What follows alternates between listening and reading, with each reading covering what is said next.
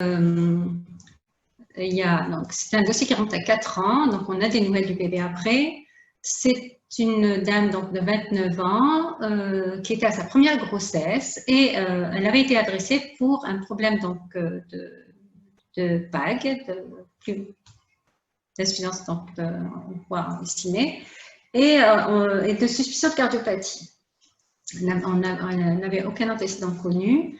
Son mari était donc jeune, 35 ans. Il est de poids corpulence normal, grand, moyen. Et elle, par contre, elle mesure 1,70 m pour 65 kg. Il y a une chose qu'il faut tout de suite savoir, c'est que c'est une dame qui venait de perdre, il y a quelques semaines auparavant, son papa, et qui a très très mal vécu ça. Et donc, elle a fait pratiquement une anorexie. Et donc, quand elle a été reçue la première fois, elle était à 34 semaines et 5 jours. On n'a pas les autres échos précédentes faites par son médecin traitant, qu'il avait adressé pour échomorpho en fait. Donc, elle a été adressée à 32 semaines et 5 jours. Et là, il n'y avait pas de problème de datation. C'était bien, l'échographie première a été bien faite au premier trimestre. On n'y retrouve pas d'antécédents particuliers, ni familiaux, ni personnels. Et donc, sur le plan clinique, c'était une petite hauteur utérine. Elle n'avait pas d'hypertension artérielle. Elle présentait une anémie modérée. Alors, on comprenait par rapport à son problème donc, de nutrition. Il n'y avait pas de protéinurie. Et dans les sérologies, tout ce qui avait été fait, donc c'est un rubéole toxo, elle était immunisée. C'est une jeune dame qui avait fait déjà sa varicelle. Ça, on lui a affirmé. Et au premier trimestre, on n'a pas fait de marqueur sérique ni rien. Elle a été vue à l'échographie de 13 semaines et avec une épaisseur médicale à 1 mm, sans anomalie.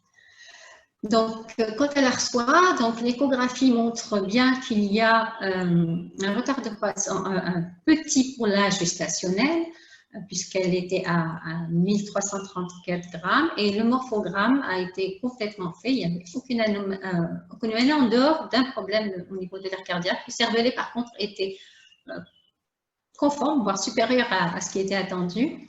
Donc, ça nous confortait dans le fait que c'était un enfant qui était petit pour la gestationnelle. Et ça ne passe pas. Et donc, il y avait du liquide amniotique en quantité normale, le reste du morphogramme était normal, avec cependant donc, 2 artères ombilicales. Et par contre, elle a mis en évidence une communication interventriculaire de type musculaire, très bien montrée, avec un départ des gros vaisseaux qui ne posait pas de problème.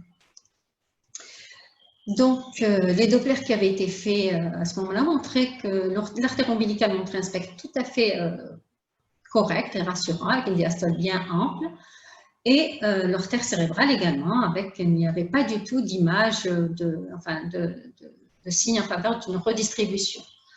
Les artères utérines étaient amples, avec une diastole bien ample, il n'y avait pas d'incisure protodiastolique.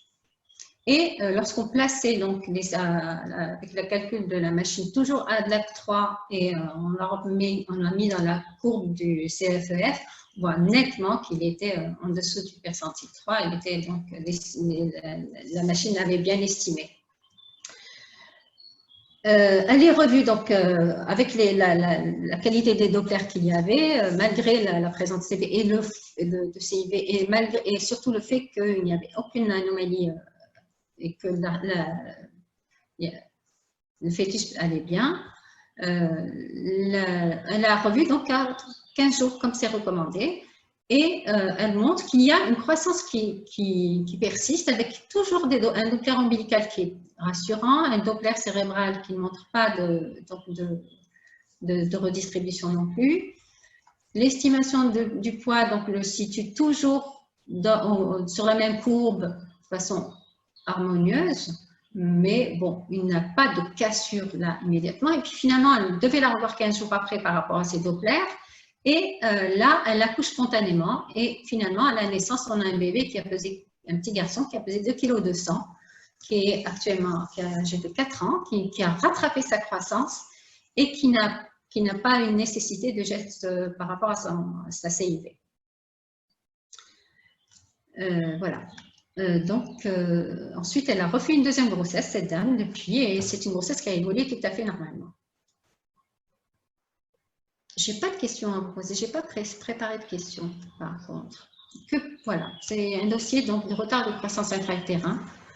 Non, pas de retard, de petit pour l'âge gestationnel. Oui.